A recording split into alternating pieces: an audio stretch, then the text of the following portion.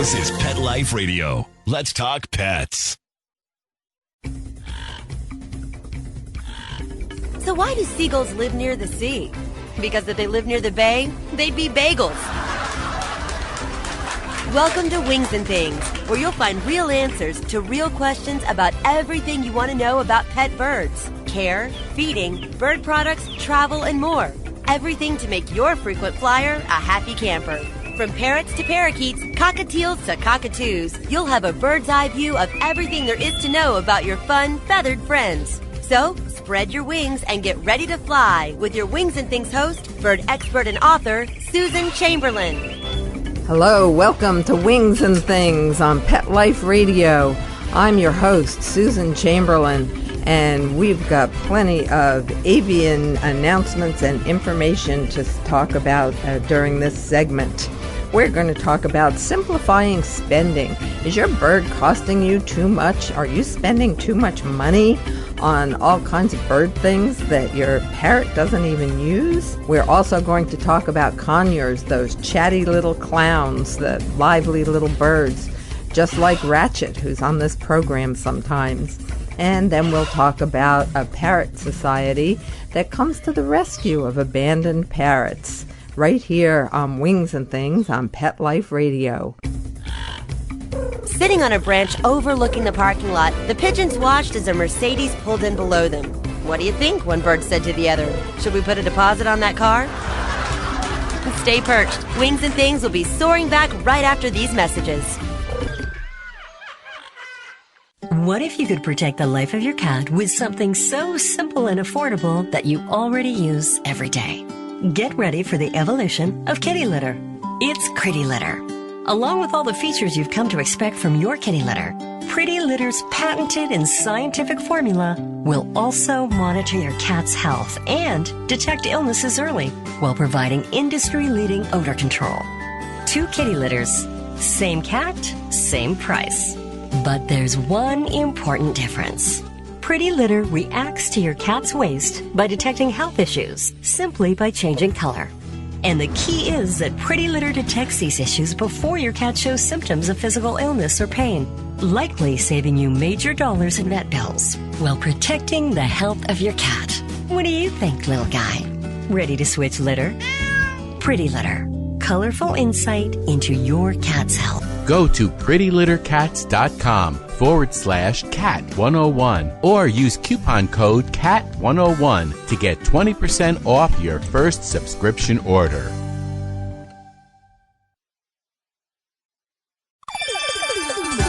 Let's talk pets on PetLifeRadio.com.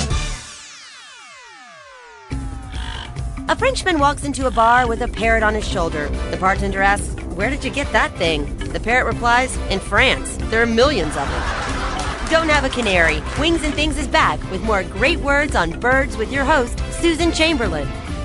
We're going to first talk about simplifying spending, like food, grooming and cleaning products, and certain bird accessories are ongoing expenses for people who share their home with parrots and other pet birds. We have some cost-conscious tips for you to keep your bird budget healthy. Grooming fees can add up, especially if you share your home with multiple birds. Although opinions differ about the benefits of trimming the flight feathers, the practice does help prevent escape and reduce risk of accidents in the home. Blunting the nails helps reduce lacerated hands, arms, and shoulders. Boy, you can feel it when your bird's nails are starting to grow out. It also helps prevent injury to the bird from getting their long nails caught in cage or toy parts. How much does grooming cost? Prices differ according to geographic region, degree of demand, and the venue in which you choose to have your bird groomed. The size of the bird may also factor into the cost of grooming.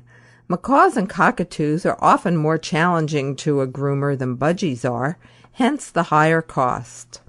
A visit to your avian veterinarian for grooming has the added benefit of a mini physical, as the vet will often spot obvious signs of illness, such as weight loss or subcutaneous tumors. That means a tumor under the skin. Sometimes a veterinarian will include the price of grooming with your bird's annual physical. Ask about costs before contracting for services. House calls from a professional groomer begin at around $40 in the Northeast. Ask about discounts for multiple birds, and if services such as wing and nail clipping are charged separately or bundled together.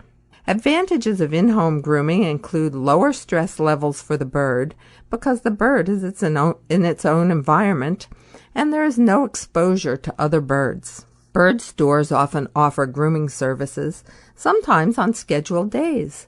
The cost is usually lower than that for house call services, but again, ask if prices are a la carte or all-inclusive. Some stores offer free grooming services for birds that were purchased there. How often does your bird require grooming? Some birds require grooming twice a year, while others only need it quarterly. It depends on the rate of growth of feathers and nails. Inspect your bird's wings and nails frequently and schedule clippings accordingly. Once you've gone through a few cycles, you'll know how much to budget for quarterly or semi-annual grooming sessions. Install a concrete blend perch in your bird's cage to help blunt its nails in between visits to the groomer. Overgrown or uneven beaks should be evaluated and corrected only by an avian veterinarian. Do not allow your groomer to trim your bird's beak, and do not attempt to trim your bird's beak yourself. Of course, you may take an emery board and gently file uneven spots on your bird's beak, and the groomer can do that as well. But the beak does have a blood supply, and if it is cut improperly, your bird can bleed to death or otherwise end up with certain problems to do with malformed beaks because of incorrect grooming. Just not a good idea. Take your bird to the vet, have it evaluated. What you think is an overgrown beak may not be at all. Many bird owners learn to groom their birds themselves. Have an avian veterinarian or experienced groomer teach you how, and don't attempt it until you are absolutely confident of your skills. Cleaning products can be expensive. Use household products to make your own cleaning preparations. Because birds are sensitive to ingredients in many commercial cleaning preparations, we're often in a quandary about what to use to clean cages and surrounding areas. White vinegar is one of the least expensive, yet effective and non-toxic household staples that can also be used for cleaning. You can purchase a whole gallon of it at the supermarket for just a few dollars. I keep a spray bottle filled with full-strength white vinegar, and it's really handy for spot cleaning bird debris off windows, cage aprons, and other hard surfaces. It effectively loosens dried droppings and flung foodstuffs after a few minutes, and it brings glass up to a nice shine. Of course, you don't want to be spraying it around your bird, where your bird can breathe in the aerosolized droplets. Even though something is non-toxic, your bird may still be sensitive to the fumes or to breathing it. Not a good idea. For general cleaning, use 1/4 cup of vinegar to 1 quart of water for cleaning windows, and 1/2 cup of vinegar to 1 gallon of water for tile or vinyl floors. Vinegar is a mild acid, and it may leach color from low-end vinyl flooring. Do not use it on marble, as it will eventually etch the surface. As an added benefit, there's anecdotal evidence that the acidic vinegar residue helps repel ants. Lemons offer several cleaning solutions as well. Grind a lemon peel in the garbage disposal to freshen it up. Simmer lemon slices in water inside your oven or microwave to loosen stuck-on food. Polish the copper bottoms of pots and pans using 1/2 lemon and some salt. Because lemon juice acts as a bleaching agent, do not use it on fabric. Some other things you can do is pour some baking soda down a drain, add some white vinegar, and watch it bubble up to clear clogs and grease. Follow that with a rinse of boiling water. Avoid toxic, expensive oven cleaners. Instead, wipe out your oven after each use with a cloth dampened with white vinegar. You know, when you consistently do it, your oven's not going to be built up with layers and layers of grease. Just do it every time you use the oven. You'll be pleasantly surprised, and you'll never have a great big job to do. Conquer soap scum by spraying your shower and tub with a solution of vinegar and water after each use. Use a 1/4 cup of vinegar to a quart of water. Spray houseplant soil with vinegar and water. Use a 1/4 cup to 1 quart of water once a month to inhibit the growth of mold. I had some mold growing on one of my house plants, and I just discovered this quite by accident. I had my little spray bottle of vinegar in my hand, and I just spritzed the mushrooms that were starting to grow out of the soil in the house plant. And the next day, they had completely disappeared. It was just amazing. And again, as with all cleaning products, do not spray vinegar where your bird may inhale the mist. Although it's non-toxic, it may be irritating to eyes and to the respiratory system. Use plain rubbing alcohol to sanitize formica and other laminate surfaces. It dries almost immediately, and it's nearly fume-free. A quart costs about $1.29 at chain drugstores. Avoid harsh chemicals by using baking soda instead of scouring powder. Commercial citrus cleaners are generally effective and non-toxic, but some people and birds may be sensitive to the oils contained in such products. Never spray these near your birds or in confined areas. When purchasing cleaning products, buy large sizes and refill spray bottles as needed. Your per ounce cost will be less than if you buy the convenience package each time. I saved $18.96 by purchasing the gallon size of AviClean. That's a product specifically designed to clean up bird poop and debris, and it's made by a company called Avitech. You can learn about it at www.avitec.com. Anyway, I purchased that gallon size of AviClean for $29. The same amount in regularly priced quart bottles would have cost me $47.96. So that was a pretty big savings. And you can do the same thing with household products that you buy in the supermarket or your big box store. Toys, perches, play gyms, and cages are necessary avian accoutrements, but they don't have to blast your budget. Watch for special sales and promotions, and purchase replacement parts for cages and stands when you buy the original product, as you may not be able to locate them when you need them. Time is money, and buying ahead of time ensures that you won't waste time and gasoline in search of possibly discontinued parts or accessories. Buy in bulk when possible. Some shops and mail-order companies offer discounts when you purchase several of the same products. If it's something you'll use on a continual basis, it's probably a good investment. Be diligent about upkeep. Sand or scrape freshly cleaned wood perches to keep them looking like new. Keep cage bars clean and dry to prevent corrosion. Sometimes what you think is corrosion is just built up dirt and gunk on the cage bars. Rotate your birds' toys to sustain avian interest and make them last longer. Replaceable parts are available for some toys, and these usually represent good value. Take advantage of sales and special offers at bird fairs, in catalogs, at bird stores, and on online bird supply companies. Use a low or no interest credit card for major purchases and pay it off while the special rate is still in effect. Open an interest-bearing account just for bird-related purchases. When you've built up a substantial sum, transfer the money into a short-term CD for even better earnings. Anticipate your expenses ahead of time. Grooming, cleaning products, toys, and replacement parts are all ongoing expenses when you are experiencing parenthood. We don't always like to say bird ownership because there really is a question about who owns who. I hope some of these tips have helped you, and we will be back in just a second here on Wings and Things on Pet Life Radio.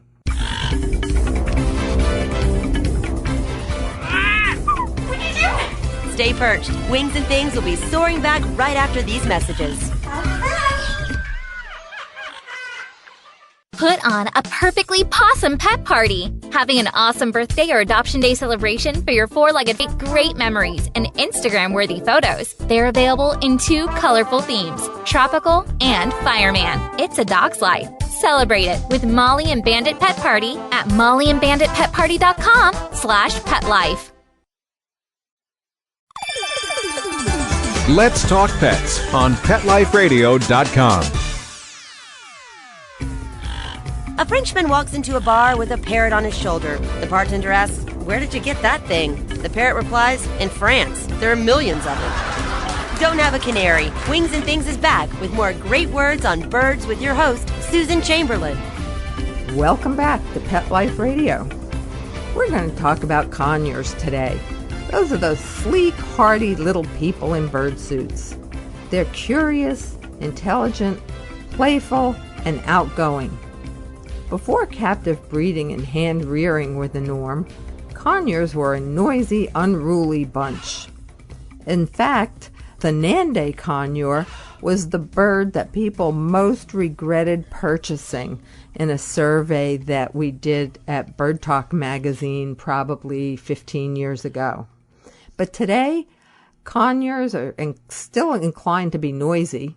Some species have a tendency to be quieter than others, but they're more easily handled, they form strong bonds with their owners, and they can develop good vocabularies. Conures are distinguished by bare eye rings, slender bodies, and long tapered tails. Members of the genus Aratinga look and behave almost like miniature versions of macaws. Colors range from the brilliant butter yellow of the rare Queen of Bavaria conure to the bright red and green of the cherry-headed conure. Conures of the genus Payura are generally less noisy than those of the Aratinga genus, and their colors are quieter as well. Conures love being part of family activities, and they do well in busy households as well as in more placid homes. Where a quiet environment is desired, choose a Payura conure over an Aratinga. Provide your conure with a roomy cage equipped with a swing, a ladder, and plenty of toys. A large, shallow dish for daily bathing will be put to good use. Conures love the water. I despaired of keeping water in my cherry-headed conures' dishes. They bathed in them every time I changed the water. If my cat walked by, they'd splash water on her. Finally, I switched to drinking water bottles. They learned to drink from them almost immediately, but unfortunately, they learned to shower under them too. The conure diet is similar to that for Amazon parrots, but because they are more prone to abnormal bleeding than other species, they should be provided with foods rich in vitamin K, such as kale, turnip greens, and broccoli. Some of the conures that are more prominent in bird keeping are the gold-capped conure. It's similar in size to the sun and gende conures at approximately 12 inches long. Now that's from the tip of the tail to the top of the head. Gold-capped conures have moss-green bodies and wings and a cap of orange on their heads. They have agreeable personalities and bond quite closely with their human families. Their noise level is moderate, but their yip can be piercing to some ears. The beautiful sun conure is prized for its beauty. The reddish yellow, gold, and green sun conure makes a great companion bird and may become a fair talker. It can be quite noisy, but many owners feel that this is offset by the bird's beauty and gregarious personality. Nande conures are the subject, as I said before, that years ago, Bird Talk readers responded to a survey in which one of the questions was, which bird do you regret purchasing? The most frequent answer to this question was, my Nande conure. The reason was incessant vocalizing. Their loud voices haven't been bred out of them, but now that the Nandes on the market are domestically bred and hand-raised, they make much better pets. Nandes are very intelligent and capable of learning tricks from patient owners. Some learn to talk, and ultimately their noise level is dependent on the individual bird. Another thing about noise, too, is the noise level in your home. If you have a very noisy home, your bird is going to vocalize to keep up and compete with that noise. Have you ever noticed when the football game's on, all your birds are cheering? Mine certainly are. Hand-reared maroon-bellied conures make excellent pets. They're small enough, at 10 inches long, to be housed in medium-sized cages. A cockatiel-sized cage is adequate. That's an important factor when living space is limited.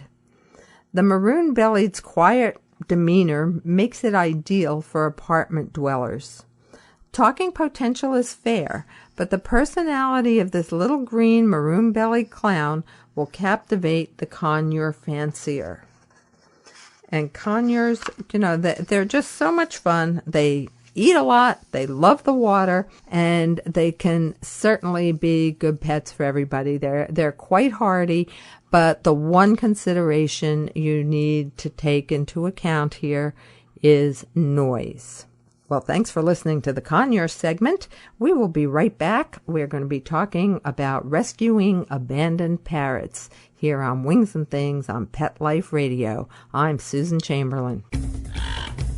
Sitting on a branch overlooking the parking lot, the pigeons watched as a Mercedes pulled in below them. What do you think? One bird said to the other. Should we put a deposit on that car? Stay perched. Wings and Things will be soaring back right after these messages.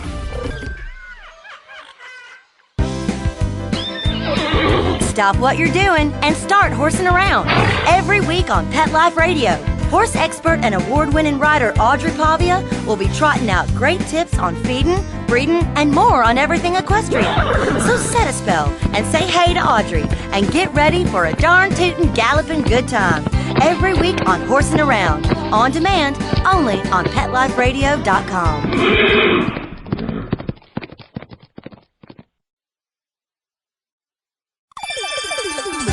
Let's Talk Pets on PetLifeRadio.com. A Frenchman walks into a bar with a parrot on his shoulder. The bartender asks, "Where did you get that thing?" The parrot replies, "In France. There are millions of them." Don't have a canary. Wings and Things is back with more great words on birds with your host, Susan Chamberlain. Welcome back to Wings and Things. Even though they tend to flourish in the warm regions of the world, parrots are increasingly being kept as pets on Long Island and other places in the United States and abroad. More and more of the exotic birds are also being abandoned by their owners. The Long Island Parrot Society on Long Island, New York, is trying to change that and is helping find homes for parrots that have been pushed out into an inhospitable environment. There are so many reasons why people abandon these birds, and perhaps the most common is that most owners don't realize that parrots can live up to 80 years. So even the best-intentioned person doesn't make plans for their bird's life after the owner dies or grows too old or infirm to care for them. It's very important to do that. If you have a bird, please see your attorney, do some research, see if your state allows setting up trusts for pets when you can no longer care for them. That's putting aside some money that will ensure your bird's care when you cannot take care of your bird. The Long Island Parrot Society gets a lot of calls every year for people who want us to come and get their bird because they can't stand the noise or the parrot has bitten them, says Linda LaFleur, who is the head of the Long Island Parrot Society's adoption referral program. And it's really a serious problem. Someone will call and say, come and get this bird before I throw it out of the house.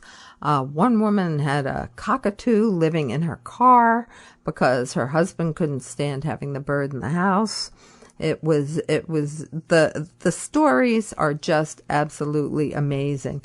There have been birds. One of the recent rescue situations was an African gray taking out of the home of someone who had died almost a week previously. No one knew the person had died. There was no one to check on them, and the bird was starving. Fortunately, the bird has been nursed back to health, and it's eating everything in sight. But you certainly don't want that to happen to your bird. So have a friend who touches base with you every day or so that if you're not around, they'll know that something is wrong. On Long Island, there are about 60,000 parrots. This is just based on population demographics and the percentage of birds in the population. At this writing, a new report has just come out by the Avian Veterinary Medical Association. And they say that 4% of households in the United States have pet birds, and many of them have multiple birds. But being that there are about 60,000 on Long Island, maybe more, the Long Island Parrot Society, which was founded in 1985, receives about 300 requests for help every year and finds homes for 100 or more of the birds. Some of the people are counseled, and they find that they really can keep their bird after all. If it's a behavior issue, sometimes that can be corrected. The Parrot Society counsels panicky owners, often persuading them to keep their parrots, and educates school children about the birds too.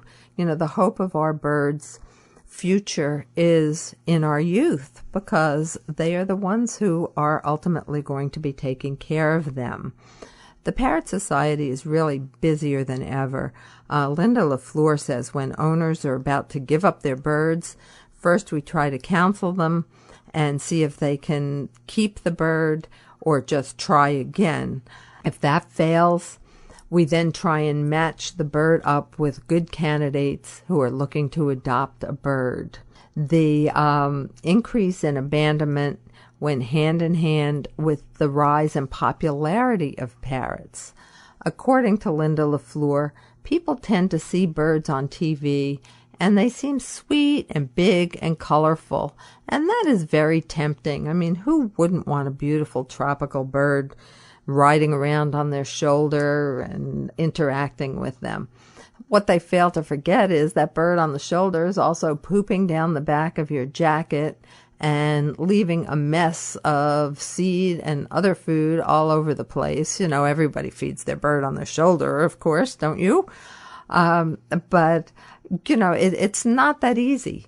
Birds aren't really difficult to take care of, but they do require a great deal of commitment, and they do require some specialized care and a lot of extra housekeeping. Other segments of popular culture have also affected the local parrot population. The movie Paulie, a 1998, I believe, about a parrot that can talk and not just mimic human speech, caused a big spike in sales in Blue Crown conures. The Long Island Parrot Society has about 700 members, and more than 2 of them meet every month at the American Legion Post in Babylon, New York. The meetings aren't all about gloomy things. We've shown the movie like Bill and Coo. It's a 1948 film that features bird actors. And the society also endeavors to educate its members and friends and guests and teach people how to take care of their parrots. It's a great networking opportunity. And it gives people a real support system. Say somebody has a problem with their bird and they'll say, oh my gosh, what am I going to do about this bird? And perhaps someone at the Parrot Society has the same kind of bird, and they'll be told, well, go talk to so-and-so. She has a bird just like yours. See what she does about this problem. Because there are certain problems that are kind of common to certain species. You know, Amazon parrots can be very, very dominant. And one of the things you don't want to do with an Amazon parrot is let it get the upper hand. You don't let the bird rule the roost, although they really do sometimes. But, you know, if a bird is bitey, if it bites at certain times, like you go to put your hand in the bird's cage to get the bird out and the bird bites you, that bird is just being territorial. Let the bird come out of its cage first and then have it step up onto your hand. You know, you're intruding on its territory. Teach the bird to step up onto a stick so that it's not stepping directly onto your hand. Stick training a bird can also save its life someday. Imagine if your bird gets out of the house and it's up in a tree. If it's stick trained, it's much more likely to step onto a pro-offered stick. If it's never seen a stick before and you start shoving one at an escaped bird, what's it going to do? It's just going to fly away. But anyway, back to the Long Island Parrot Society. Every year it sponsors a Parrot Expo in October in Freeport, New York. And that features colorful birds, educational workshops, and lots of parrotphernalia for sale, like cages, food bowls, T-shirts, coffee mugs, food. I mean, anything at all you could want for your bird or for your favorite bird person. The Long Island Parrot Society's one of the goals is that they hope to raise about $100,000 this year so that they can open a shelter for homeless parrots on Long Island. There's a very real need for this. There aren't enough foster homes. There aren't enough places to put parrots who are waiting for new homes. And parrots are kind of the stepchild of the shelter and adoption world. Not that many people are concerned about them or even know that there is an issue with parrots that need new homes. It's, exasperated owners call the parrot hotline and they say, if you're not here in 5 minutes, I'm opening the window. I mean, they leave their birds in cages out in the cold to be picked up. Or they're rescued from living in dark basements and cars. One little budgie was even found alive, still inside its cage, in a dumpster. You know, prospective bird owners should only buy a parrot if they know they can take care of it, if they have that level of commitment. They are really and truly a lifetime commitment. If you'd like some more information about parrot care and what the Long Island Parrot Society does, visit www.liparrots.org. That's liparrots.org. O-R-G. And you'll find a wealth of information and links to other avian websites. It will certainly help you. The Long Island Parrot Society really, truly is a service club. And to locate a bird club near you, just go on your computer and Google bird club and your city or your state, or go to Bird Talk magazine. Bird Talk puts out an annual called Birds USA, and they have listings of the clubs throughout the United States and Canada. And a bird club can truly be a great source of support and networking, and you'll meet some great new friends. Maybe you'll even locate a bird sitter and a bird groomer through your bird club. They are really a wealth of information, so do make that call, check out that website, and join one today. Well, thank you for joining me on Pet Life Radio. I'm Susan Chamberlain. This has been Wings and Things. You can email me with your questions and comments. Just email Susan at petliferadio.com. Thank you for flying with us. Join us every week on Wings and Things with your host, Susan Chamberlain, and get a bird's eye view of everything there is to know about pet birds and how to make your frequent flyer a happy camper. Wings and Things, only on PetLifeRadio.com.